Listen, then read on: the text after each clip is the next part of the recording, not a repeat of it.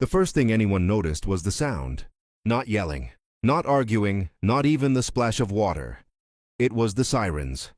Red and blue lights washed over the quiet pond like something violent had just happened, even though the only thing moving was the ripple from a fishing line hitting the water. An old man stood there, alone. Gray cap, weathered hands, a simple folding chair, and behind him, screaming loud enough for the entire neighborhood to hear, was her. "Yes, officer, he's right here. He's trespassing." She was pointing like she'd just caught a criminal. But the man didn't run, didn't argue, didn't even turn around. He just waited. Because what she didn't know, what none of them knew, was that in less than 3 minutes, that phone call would cost her HOA $2 million. This was one of those master-planned suburban communities that loved rules more than people. Manicured lawns, perfect sidewalks, decorative street signs with cursive lettering, and an HOA that believed they owned everything within eyesight. At the center of the neighborhood sat a modest retention pond. Nothing fancy, just water, reeds, ducks, and a narrow strip of land around it. Most people thought it belonged to the HOA.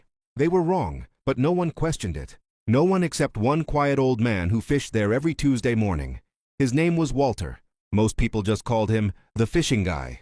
He showed up like clockwork. Same time, same spot, same chair. Walter was 74 years old, widowed, retired, and painfully invisible to most of the neighborhood.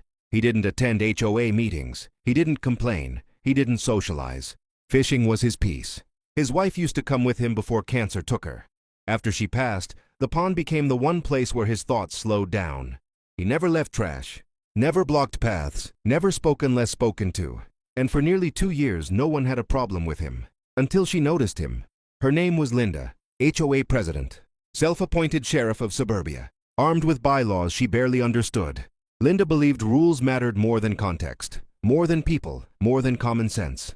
She had fined residents for grass half an inch too tall, curtains she didn't like, kids drawing chalk on sidewalks. So when she saw Walter fishing one morning, she didn't see a harmless old man. She saw a violation, and violations to Linda were personal. She marched up to him like she was storming a battlefield. "You can't fish here," she snapped. Walter looked up slowly, calm, polite. "Morning," he said. "I've been fishing here a long time." "That doesn't matter," Linda said. "This is HOA property." Walter smiled faintly. "No, ma'am, it isn't." That's when Linda's face changed. People who crave power hate being contradicted, especially by someone they think is beneath them. "You're trespassing," she said louder. "Pack up and leave." Walter shook his head. "I'm not breaking any rules." Linda stormed off, but she wasn't done. From that day on, Linda watched him. She complained to the board. She asked neighbors who he was. She checked HOA maps that were incomplete and outdated, but instead of verifying facts, she made an assumption, and assumptions are dangerous when mixed with entitlement. 1 week later, she decided to escalate. Walter was mid-cast when Linda arrived again, this time with her phone already in hand. "I warned you," she said. Walter didn't even look at her. She dialed. "Yes, hello? I need police assistance. There's a man trespassing on HOA property and refusing to leave." She paced. She exaggerated. She lied. Walter kept fishing. When the sirens approached, neighbors came out of their houses. Phones appeared. Whispers spread. Linda stood taller. This was her moment. 2 officers stepped out of the cruiser. "What seems to be the problem?" Linda rushed forward. "That man is trespassing. He's been warned multiple times." One officer turned to Walter. "Sir?" Walter stood slowly. "Morning, officers." They asked for ID. He provided it. No attitude, no resistance.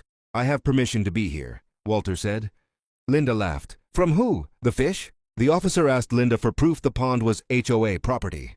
She froze. "Well, it just is." The officer raised an eyebrow. Walter cleared his throat.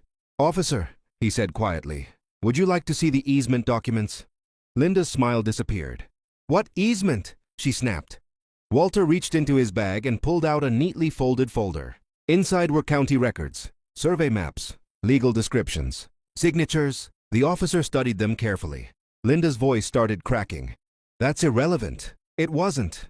The officer looked up. "Ma'am, this land is not HOA property." Linda blinked. "That's impossible." Walter spoke gently. "The HOA has an easement," he explained, "for drainage and access, but ownership was never transferred." Linda shook her head. No, no, no, no. The officer continued reading. And this easement, he added, is revocable. Silence. Walter nodded. I've maintained it out of goodwill, he said. But goodwill ends when police are called. 3 minutes. That's all it took. Linda started yelling. You can't do this. Walter didn't raise his voice. You already did, he said. Neighbors stared. One board member arrived, panicked. Linda, what did you do? The officer explained the situation. The HOA depended on that easement for stormwater drainage utility access maintenance routes. Without it, they were exposed. Legally, financially, completely. Linda tried to apologize. Walter declined. Police left. No charges, no citations. Linda was removed as HOA president within the week.